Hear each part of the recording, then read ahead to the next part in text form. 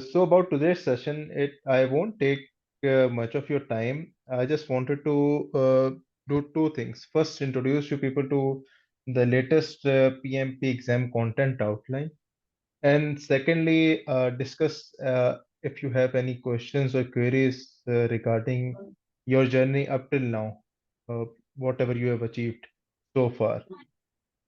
Okay, let Okay. me share my screen. Can you see my screen? Yes. Okay, so in 2021, the last updated PMP exam content outline was in January 2021. Okay, so basically, what is examination content outline?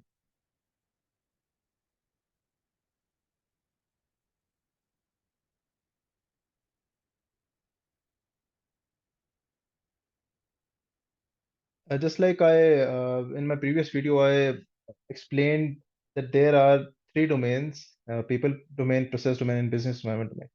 Basically, the examination content outlines give you an outline that what specific portions will be in the exam.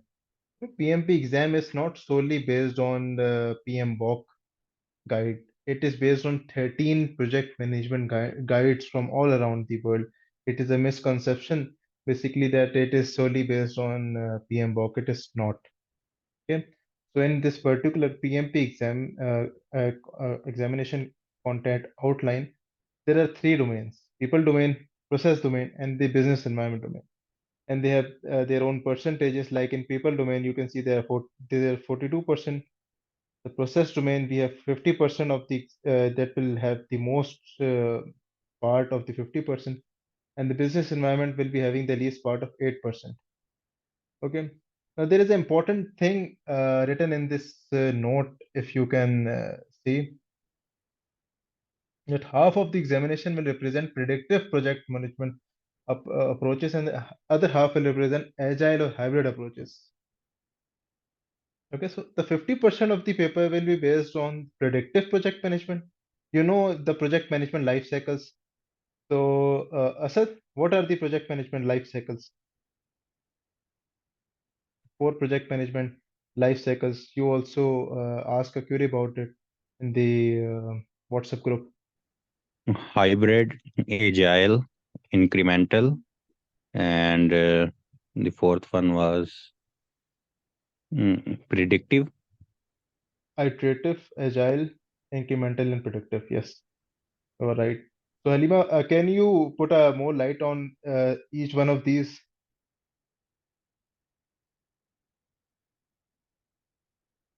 example which comes in your mind regarding agile? Agile is basically if you have multiple deliveries and your scope is not very well defined, you have variable scope. So, any particular example you would like to Ye- tell regarding agile? Yes, we use this agile methodology basically in software development companies Okay. where our scope is changing and the um, project deliverables are also changing with the new technology. So agile is applicable there. Yes. And while we go for the predictive one, it's basically in construction industry where our scope is fixed. It's not very much changed. So in predictive, we follow in construction industry we follow the predictive one, Okay. and in incremental, basically in agile there is some of in my thinking there is some of incremental one also, Yes. because in agile after the each sprint review we do the sprint retrospective, and where if our user stories are accepted they will go in the product increment. And if they are rejected, where will they go?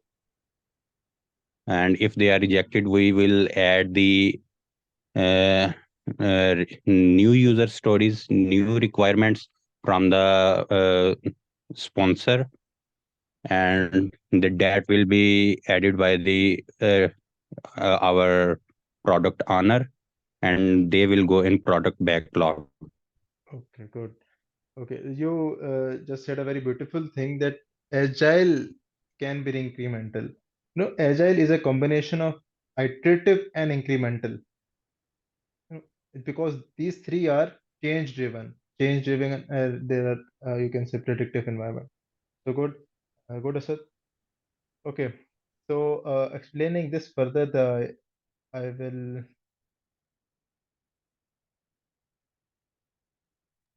Can you going towards explain a little bit about yes, yes, incremental?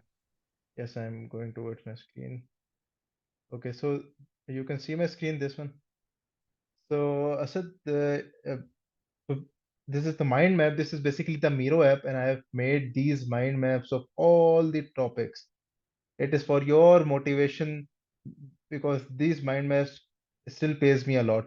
I can just, go and just get grasp the knowledge or recall what I had studied by only seeing these mind maps. Yeah, these are my handmade uh, mind maps. Okay, so coming towards this 2 by 2 grid, you can see that uh, if the scope is changing, so here it's where the lines are meeting, it's basically fixed and single. So if the scope is changing and the you can say deliveries are multiple, it's agile software development, just like the Asad said, it's software development. And if we can say okay, the scope is fixed, but the delivery is in parts, there are multiple deliveries, incremental deliveries. Those are that will be incremental. The best example of incremental is learning courses. You can say the Udemy courses, those are made on incremental delivery. Or you can say Netflix series. Those are made on the incremental series. Their scope is fixed. If you take example of Netflix series, their scope or their genre that will be fixed. That what do they want? Will it be a horror series? Will it be an action or a romantic series? So that will be fixed, but the deliveries of that series will be in parts or seasons, or you can say uh, episodes. So that will be incremental. Now coming towards iterative. And iterative, your scope is changing, but your you can say the delivery is one. Now the particular example, you can say a prototype. Prototype you can be development of an iPhone. Now you will be confused that how can a development of the iPhone can be iterative? No, because there will be one delivery, but the scope will be they will uh, they will launch the iPhone, but you will see software updates and the updates keeps coming. The scope will be getting advanced by the time, because the users will tell them we need this and this changes in the software. There are this much glitches and these things in the software, but the overall delivery will be one. There will be end product will be one, an iPhone, but the uh, you can say the scope will be changing throughout, even if the iPhone has been made. So that will be an iterative. Okay, now the predictive or the waterfall or the traditional, these three are same. This will be having fixed scope and one or the single delivery. Just like a construction projects, mostly construction projects are built upon the predictive or the waterfall methodology, where the end product is one. Just like the construction of a bridge, you cannot do construction of a bridge by an agile methodology. You will be planning each and every step before the execution of the project, and you will be knowing that you at the end product you will be having a constructed bridge. Okay, so that will come under the umbrella of predictive or the waterfall methodology. uh, Furthermore, you can see the hybrid project is the combination of predictive and iterative or the agile. And agile is the combination of iterative and incremental, and Iterative, incremental, and agile are change driven life cycles. I repeat, iterative, agile, and incremental are change driven life cycles because in these some of these things are changing. Either the scope is changing, either the delivery is changing. Okay, so these will be change driven. I hope you are clear up till now on these things. Halima, what about you, sister? Yes, it's very clear. Okay, good.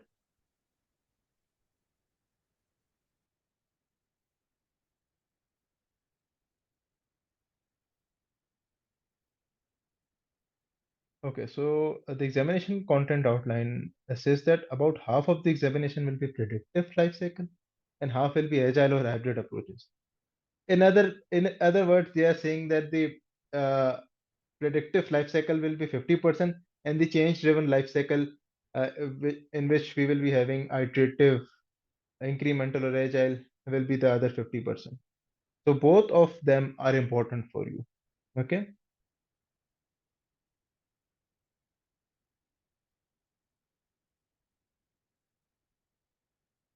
So coming towards the domain one, in domain one, you can see that which is the people domain, there are tasks, and then these are in this examination content outline, these are the enablers. You can say a further explanation of these tasks that what will they be needing under these topics of tasks. Just like, for example, under the people domain, task one is saying manage conflict. Okay, so how will what will they be needing for you to get the concept of managing the conflict? They need you to interpret the source and stage of the conflict that you will get in the risk topic. I will share the lectures. You will get that in the uh, risk topic. Analyze the context of the conflicts, that why the conflict is has occurred, or what is the source of that conflict. You can say you will be doing root cause analysis to get to the source of the conflict. And third enabler is the evaluate, recommend, or reconcile the appropriate conflict resolution solution.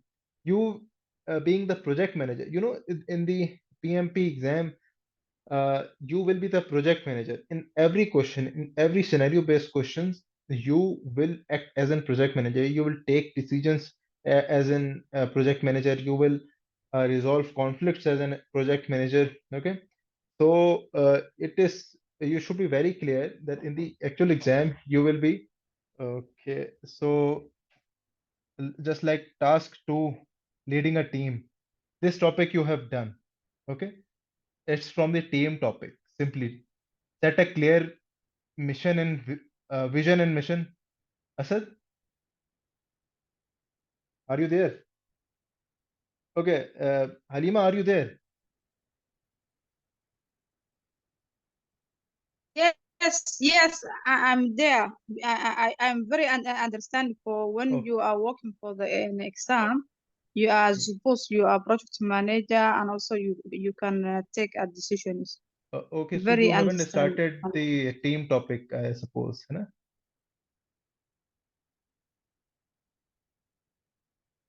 Okay, Asad, so you have done the team topic, right? Yes. So can you tell me in which document we will set a clear vision and mission for the team? Uh, Team charter. Yes, exactly, good. So you will create a team charter for the team. In the planning phase, you will create a team charter for the team, uh, in which you will set clear vision and missions for the mission statement for the team. So they should be clear that what is the vision of this project and what is the ultimate mission of this project. Secondly, support diversity and inclusion, behavior types, thought process. This is very important for a project manager. So to understand the you can say, psyche of uh, his or her team, that how do they think, or how will they perceive my orders or my facilitation methods? How will how is their thought process going to work? Okay, value of servant leadership. This particular enabler is talking about the value of the servant leadership. So, Asad, what is servant leadership? Servant leadership is like we are supporting our team and we are encouraging them to make experiments, and while we are there for them for whatever they make mistakes. Okay, good. So in the end, we are just a problem solver for the team in the particular servant leadership. We are servants of our team. Okay. So this, I will share the document with you. Just have a look at it, and you will get to know after after completing each topic that which task or the enabler you have completed or which is remaining.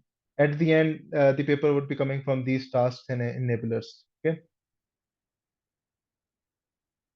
So let's say domain two process group. Okay. So task one is the execute project with urgency required to deliver business value. Access opportunities to deliver value incrementally. So here it's talking about basically what minimum viable product. You will with along with the team, you will discover opportunities that how we can deliver value to my customer in the minimum possible time or in increments. Or first, we will provide them with minimum viable product. Minimum viable product is the product which have maximum value, and you can say a prototype thing. You deliver it first and give it to the customer. Then the customer uses it and give you feedbacks, and then you can say improve it. That is minimum viable product in a nutshell. So in process group, you can say there are around